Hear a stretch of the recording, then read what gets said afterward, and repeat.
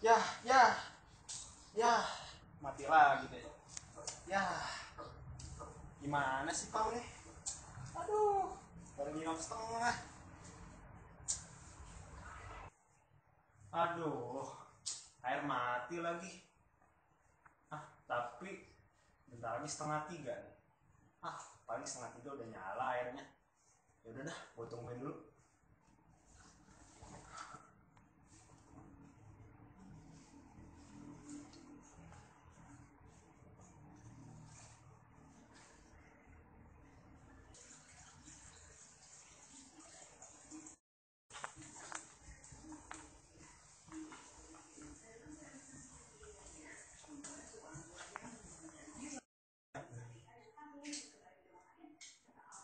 Ya, air masih mati lagi. Duh, nggak lagi gua harus ke kampus. Gimana ya?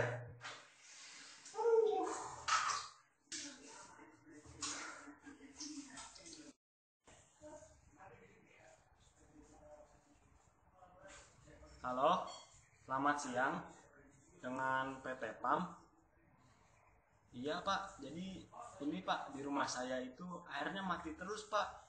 Gimana ya Pak kira-kira ini? Oh, ya, ya. Ya. Oh, baik Pak, baik, baik. Oke, terima kasih Pak.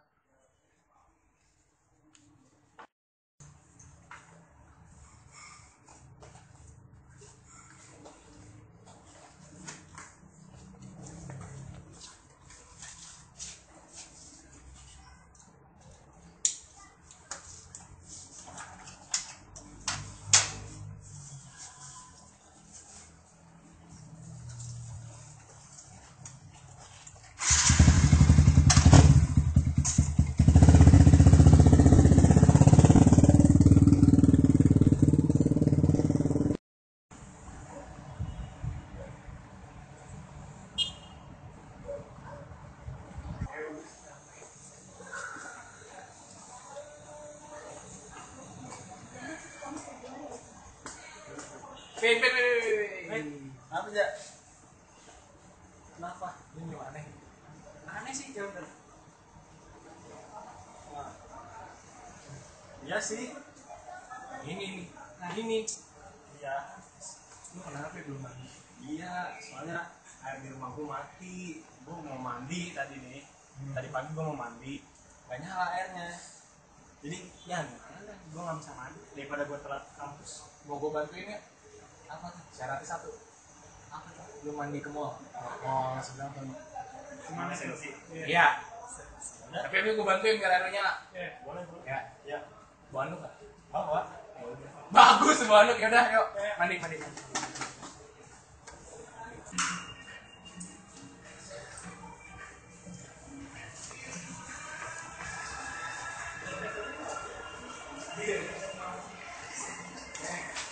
Nah ini kita.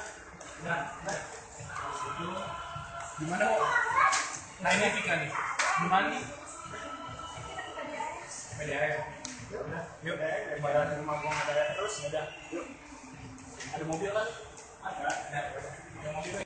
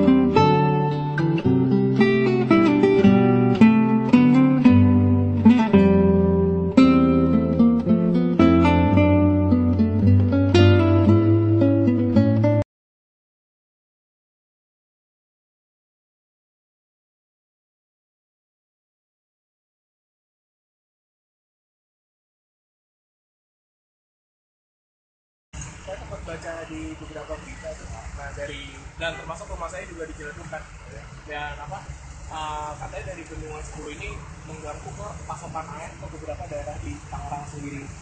Oh iya.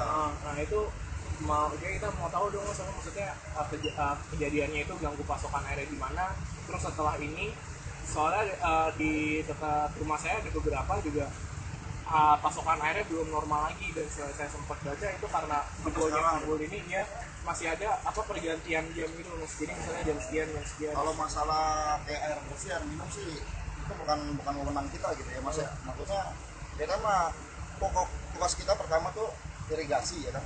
Maksudnya mengaliri pertanian, persawahan, irigasi ya kan. Dan selebihnya air minum ngambil ya kan. Air bersih PDAM lah gitu kan, air baku ya kan. Emang waktu pas kejadian gitu pasokan air ya termasuk perumahan saya pun sama, maksudnya tanpa nggak ada air, malah kita juga ngambil di tangki gitu kan. Tapi pas menjadi pas kalau sekarang air udah kembali normal gitu. Tapi kalau untuk sekarang misalkan di tempat perumahan Mas kita kurang. Nah, jadi tadi kita habis dari PDAM dan sekarang kita udah tahu apa penyebab dari kekeringan di daerah Jakarta dan sekitarnya. Penyebabnya?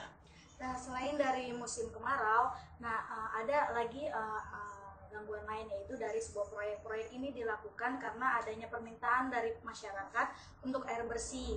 Jadi masyarakat itu udah nggak mau lagi pakai air tanah karena itu air tanah itu sangat asin dan nggak bisa dimasak. Oleh karena itu proyek inilah yang mengganggu distribusi air bersih. Oleh karena itu juga PDAM butuh pasokan dari daerah sekitarnya. Oke, jadi bisa sedikit disimpulin kalau misalnya proyek pembangunan untuk distribusi air ini membawa efek samping, yaitu merusak sistem distribusi yang udah ada. Sebenarnya apa yang kita dapat informasinya tadi nggak merusak sistemnya, cuma sebagai efek samping itu sendiri kenapa pasokan air di Jakarta dan sekitarnya itu jadi terganggu. Selain itu juga kayak tadi Vika bilang, kan daerah Jakarta ini butuh pasokan dari luar. Nah, sebagai salah satu contohnya pasokan dari luarnya itu kita ambil daerah Tangerang, di mana memasok 15% dari pasokan air Jakarta. Nah, ketika waktu itu Tangerang sekitar bulan Agustus tahun 2015 mengalami kerusakan dari bendungan dan sistem pendistribusiannya, itu juga yang menjadi penghambat dari pendistribusian air di Jakarta itu sendiri. Seperti itu. Oh, itu yang bikin lo nggak mandi sebulan, Pin? Ya gitu deh. Pantes aja gue bau di sini, Pin. Ya wajar lah, kan air di rumah gue mati, jadi lu pada ngerti lah. Ya udah, sabar aja ya. Habis ini lu mandi ya, Pin ya? Iya, iya.